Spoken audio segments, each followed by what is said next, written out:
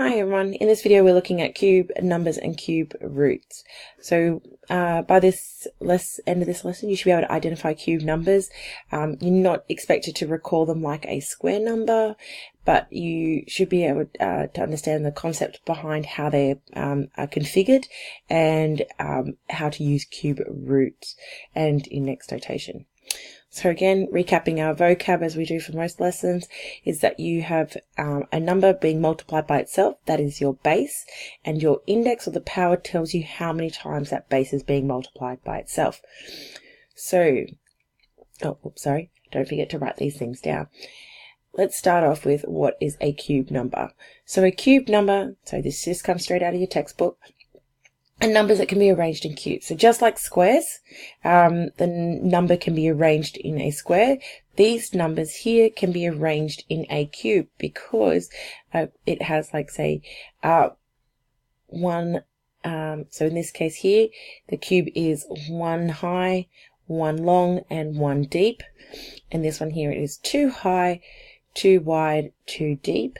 And so if you had 1, 2, 3, 4, there's that first surface there, and then the other 1, 2, 3, 4. So there's like those 2 rows there of how many cubes you're making up, and so forth. So if we have a look at 4 to the power of 3, so that is 4 times 4 times 4. Remember, base tells us how many times that's being multiplied by itself, and that's going to give us 64. And then we have 5 to the power of 3, silly me, that's 125. That is probably 1, 2, 3, 4. They're probably the ones I remember just off the top of my head. Everything else I'll use a calculator or double check.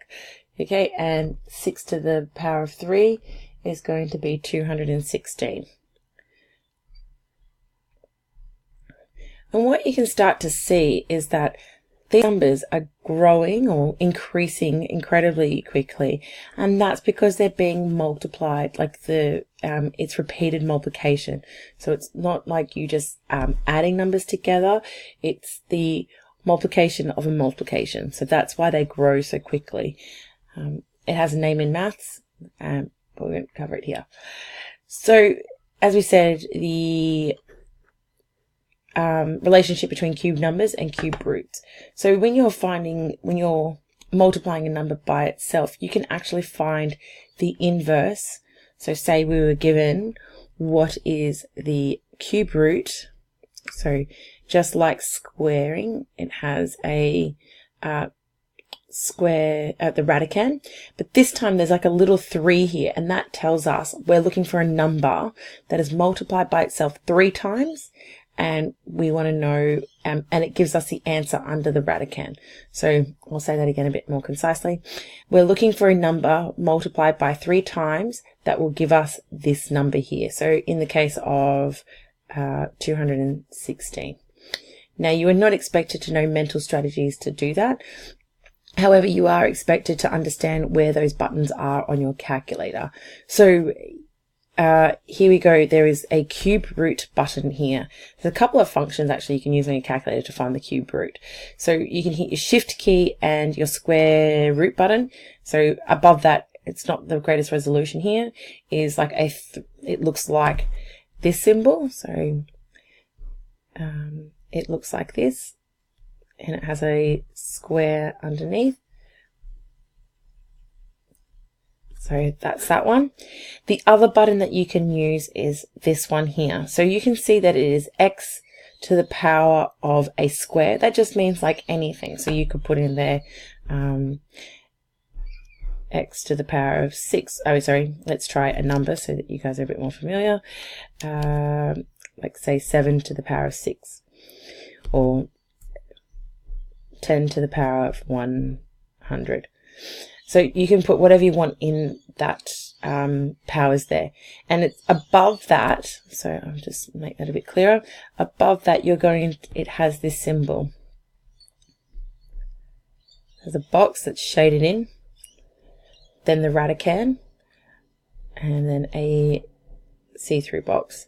And essentially what it's saying is that you can fill in this bit here, and you can fill in this bit here. So you could find not only the square, the cube root, the 3 in there, but you could find the 4th root, so 4, or the 100th root, so 100 in there, and the answer. So if you're looking for the fourth root of say 82, I know that's probably not going to have a nice round number, and you can put that in there. So you're only limited by the numbers, the amount of numbers that you have, and there's infinite amount. Okay, so going back here, cube root of 216, and that's going to give us 6, because 6 multiplied by itself 3 times is 216, and I can arrange that in a cube. All right, there's your exercises. Your calculator is allowed. Just be aware that for cube rooting, when the expectation is that you are familiar with the concept and that you are able to utilize your calculator and your skills to find cube roots.